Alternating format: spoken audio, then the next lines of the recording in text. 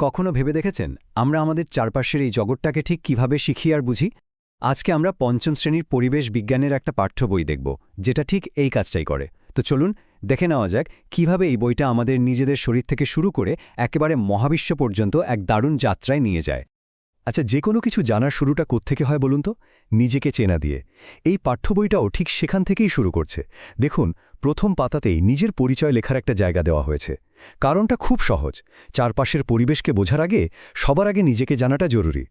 পরিবেশ বলতে আমরা সাধারণত যা বুঝি, মানে গাছপালা, আবহাওয়া, বইটা কিন্তু তার থেকেও অনেক বড় একটা ছবি আঁকছে। এখানে পরিবেশ মানে আমাদের চারপাশে থাকা সব কিছুই, আমাদের নিজের শরীর থেকে শুরু করে রাতের আকাশের ওই তারাগুলো পর্যন্ত সবই এর অংশ। এই বিশাল দৃষ্টিভঙ্গিটাই কিন্তু শেখার জগৎটাকে অনেক বড় করে দেয়। বেশ, তাহলে চলুন আমাদের যাত্রার প্রথম ধাপে ঢোকা যাক। আমরা সেই পরিবেশটাকে আবিষ্কার করব যা আমরা ছুঁতে পারি, দেখতে পারি এবং যার মধ্যে আমরা প্রতিদিন বাস করি। ভাবুন তো, আমাদের পরিবেশকে আমরা প্রথম কিভাবে অনুভব করি? আমাদের ত্বক দিয়ে, তাই না? এটাই বাইরের জগতের সাথে আমাদের প্রথম সংযোগ, আবার এটাই আমাদের প্রথম রক্ষা কবচ। বইটা বলছে এখান থেকেই আমাদের চারপাশকে বোঝার আসল যাত্রাটা শুরু হয়। আচ্ছা, যেই জিনিসগুলো আমরা সরাসরি দেখতে বা ছুঁতে পারি সেগুলো তো বোঝা গেল, কিন্তু যেগুলো পারি না, যেমন ধরুন আমাদের হার্টবিট, এই সাধারণ প্রশ্নটাই যে কত বড় একটা আবিষ্কারের জন্ম দিতে পারে, বইটা আমাদের সেই গল্পটাই শোনায়। ব্যাপারটা ভাবুন একবার, কোনো জটিল যন্ত্রপাতির দরকার পড়েনি, দরকার পড়েছিল শুধু কৌতূহল আর একটা সহজ বুদ্ধির। একজন ডাক্তার কেবল একটা কাগজ পাখিয়ে কানে লাগিয়েছিলেন, আর সেই ছোট্ট ধারণা থেকেই জন্ম হলো আজকের স্টেথোস্কোপের। কি দারুণ ব্যাপার, তাই না?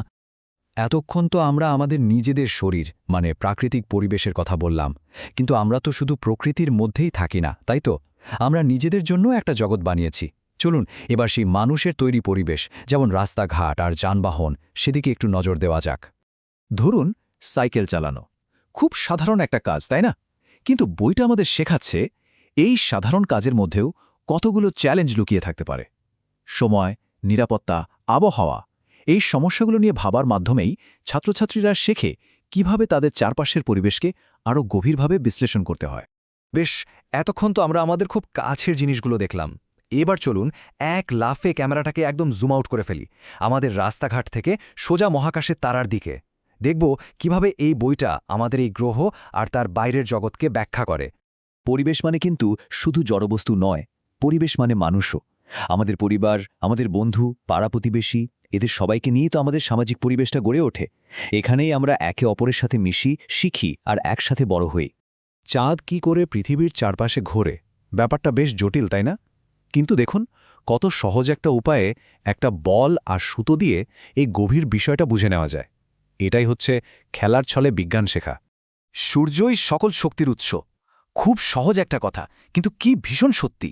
একটু ভাবলেই দেখব আমরা যা খাই, যে হাওয়ায় শ্বাস নিই, যে শক্তি আমরা ব্যবহার করি, প্রায় সব কিছুর মূলে রয়েছে কিন্তু ওই একটাই নক্ষত্র। আমাদের পরিবেশের সীমানাটা কি শুধু এই পৃথিবীতেই আটকে আছে? একদমই না। মাঝে মাঝে ধূমকেতু বা উল্কার মতো মহাজাগতিক অতিথিরাও তো আমাদের আকাশে দেখা দিয়ে যায়। তার মানে আমাদের পরিবেশের সীমানাটা কিন্তু এই গ্রহ ছাড়িয়ে বহুদূর পর্যন্ত বিস্তৃত। আসলে এই পুরো বইটা জুড়ে শুধু পরিবেশ বিজ্ঞান নয়, আরও বড় একটা শিক্ষা লুকিয়ে আছে, আর সেটা হলো শেখার পদ্ধতিটা নিয়ে। আমার মনে হয় এটাই বইটার সবচেয়ে বড় শিক্ষা। চলুন এবার সেই আসল জায়গাটাতেই নজর দেওয়া যাক। বুদ্ধিদীপ্ত অনুমানকে উৎসাহিত করতে হবে। শিক্ষকদের জন্য লেখা এই একটা বাক্যই কিন্তু বইটার আসল উদ্দেশ্যটা বলে দেয়। শিক্ষা মানে শুধু মুখস্থ করে সঠিক উত্তর দেওয়া নয়। শিক্ষা মানে প্রশ্ন করা, খোঁজা আর হ্যাঁ, মাঝে মাঝে ভুল করা এবং সেই ভুল থেকে শেখা। আসলে কোনো নতুন জিনিস আমরা হঠাৎ করে শিখি না, সেটার ভিত্তি হলো আমাদের আগের জানা আর অভিজ্ঞতা। এবার বুঝতে পারছেন কেন বইটা আমাদের নিজেদের শরীর দিয়ে শুরু করেছিল? কারণ ওটাই আমাদের সবচেয়ে পরিচিত জায়গা। সেখান থেকে শুরু করে ধীরে ধীরে বাইরের জগতে পা রাখাটাই সবচেয়ে সহজ। শেষমেশ দেখা যাচ্ছে এই বইটার উদ্দেশ্য কিন্তু আমাদের সব উত্তর দিয়ে দেওয়া নয়, বরং আমাদের মনে আরও অনেক নতুন প্রশ্ন জাগিয়ে তোলা। কারণ সত্যিকারের শিক্ষা তো সেটাই যা আমাদের আরও জিজ্ঞাসা করে তোলে। তাহলে ভাবুন তো, এই পৃথিবীকে নিয়ে আমাদের পরের প্রশ্নটা কি হবে?